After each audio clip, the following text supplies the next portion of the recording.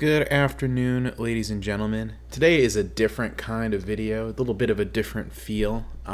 Starting with my age demographics. You might be asking why. Well, it occurred to me that most of the standard financial-based channels tend to dole out wisdom that is more geared towards people on the younger end of the age spectrum. Basically, the moment you're able to start contributing to a retirement account, do it immediately from 18, 20, 22, whatever age you're able to start, all the way up until you're, 65, and, retire with a considerable amount of money in the bank. But looking at the breakdown, I've got very few viewers under the age of 25. What does that tell me?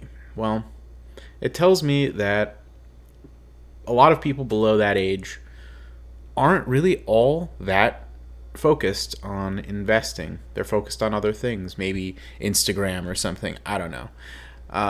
But what it does tell me is that, in this middle portion from 25 to about 55, people suddenly do have a much, much greater focus in this area. And it's probably because they are seeing the retirement age approaching and wondering, can I get there, right? And I've even seen people asking me, either in the comments or on Discord, hey, is it too late to start? And I kind of want to address that a little bit here and maybe unplug you all a little bit from the financial matrix, because everything you hear everywhere else is geared towards a very, very cookie cutter standard approach to everything. And I am of the personal belief that there's more than one way to skin a cat and achieve a goal. All right. So the standard advice would say, you start probably with $0, when you turn 18, and let's say you can max that Roth IRA, and you go to the ripe old retirement age of 65 straight from 18, so that's 47 years to grow, and let's say you invest in the S&P and you get very close to the typical rate of return on that long-term rate of return. It's always quoted as somewhere between 9 and 10%. I think 10% or even a little higher over the last 40 years. But we've had some recent overperformance, so maybe there's a little underperformance in there as well. So we'll go with 9.5% for the sake of this example. And oh my goodness, would you look at that? Yeah, you would have a considerable sum of money at the end of that journey if you followed that particular line of advice. And now this is just maxing an individual retirement account, does not take into account, if you have 401k matching at your job or something, that could very well be another, 4 or 5 million in another account, right? But most people, this isn't the trajectory they take. Okay, I mean, even if you started at, a little bit later in your mid 20s, right? Like, where I start to actually have more viewers. Let's say that you started at 25 and you go for just the 40 years. Doing that and recalculate. I mean, not nearly as impressive. And whoa, boy, does that show you what that 7 years costs you, right? And that's something a lot of people focus on, is that 7 years, every year that you wait, it costs you X amount of dollars, and it feels like they're trying to give you anxiety over it, to be perfectly honest, in a lot of cases. But this is still a considerable sum of money, nothing to shake a stick at, right? I mean, I wouldn't turn down 2.7 mil if somebody was just giving it away, right? But what if you're in a different situation? What if you're, say, like, let's turn back the clock and say you started this process in your 40s and you had about 20 years to work with. Now, you wouldn't have been able to contribute $6,500. I believe the limit for IRA contributions was like $6,000 for the longest time, but let's just make it an even $5,000 you're able to contribute over the course of 20 years, again with an expected 9.5% return. Okay, drops it by about close to 90%. All right, scary, right? But at the same time, if you're in your 40s, right, and you're staring at retirement in the next 20 odd years, and you at least are starting from a place of no bad debt, right? Like no credit cards, no student loans, no car note, that kind of thing. Maybe a mortgage, maybe not.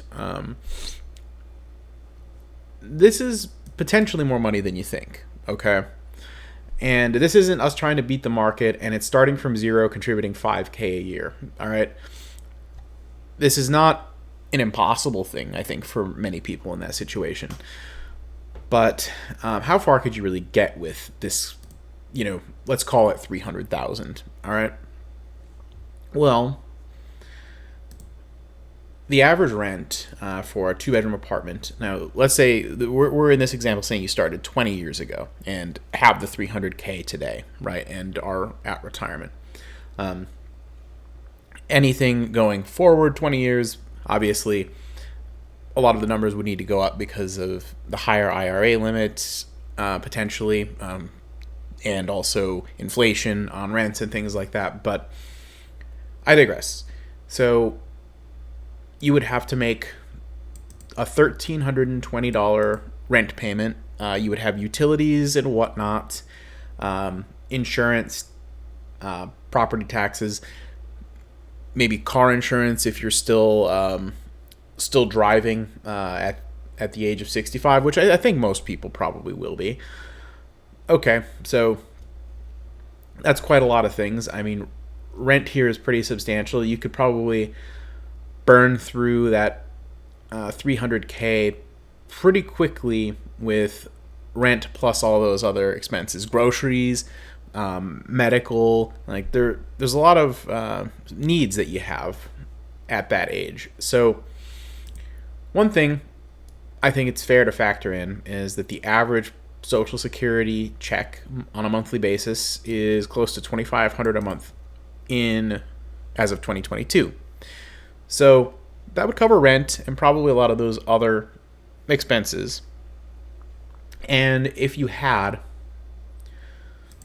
the $300,000, you would need to be careful about what you do with it, but you wouldn't necessarily be like destitute, right? And that's the thing. I think a lot of people think, well, hey, if I don't get started like immediately right away in my early 20s, I'm doomed to be destitute. Now, I don't endorse exclusively relying upon Social Security, but in all likelihood, it will be there in some form or another in the next, 10, 15, 20 years, whenever your exact date is. Now, that being said, there are some other options, some other ways to think about that $300,000. Now, you could think of it as, okay, this is just what I've got, and I better use the 4% rule or whatever to not go broke before eventually I pass at age 90 or 95 or whatever, however long you expect to live. But what if you took that approximately $300,000 and you invested in dividend stocks, and you get, I don't know, how much yield do we want? Let's say you got 5% yield. Okay, that's $15,000 extra a year in income. Now, if you are in dividend growth stocks that grow their dividend, this could go up and help you battle inflation to an extent, right? Now, that would be an extra $12.50 a month. Now, in today's money, would you be rich on $3,700 a month? No, but assuming you have no substantial debts or anything like that, you could live a reasonably dignified life in the United States on this income. Okay, now, is it ideal to be relying on Social Security for 2/3 of your income in retirement? No, but you would at least have a little something as sort of call it a supplement, right? Now, another thing, if you're open to it, there are a number of places in the world where this would actually make you upper middle class to wealthy, believe it or not. Now, you could, for example, go somewhere like the provinces of the Philippines where it costs 15 to 20,000 pesos, which, by the way, it's 5,000 is $100 per square meter to build a house on average. Now, the average number of square meters in a house there, or a housing unit there, is only 29 square meters.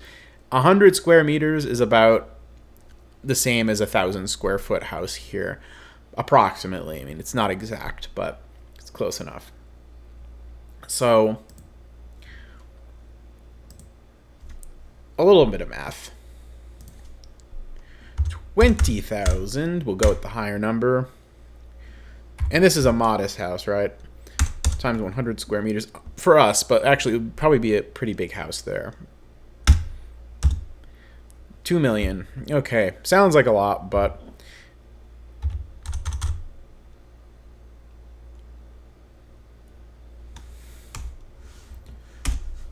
you got to divide it by 50 to get the conversion into pesos. It's about $1 for 50 pesos there.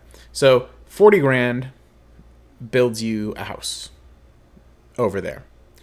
Now, what you could do, you could round that to 50, and so you've got your 300K from earlier. Subtract, say the house runs over budget, 50K, but you still got your 5% dividend yield, and you've still got over $1,000 a month in dividend income, and you can continue to collect Social Security, by the way, as an expat in another country, just so you know. So you would still have about $3,500 a month in total income. Now, let's say for some reason Social Security goes away, or you're not quite eligible for Social Security yet, but you already have this little nest egg of money.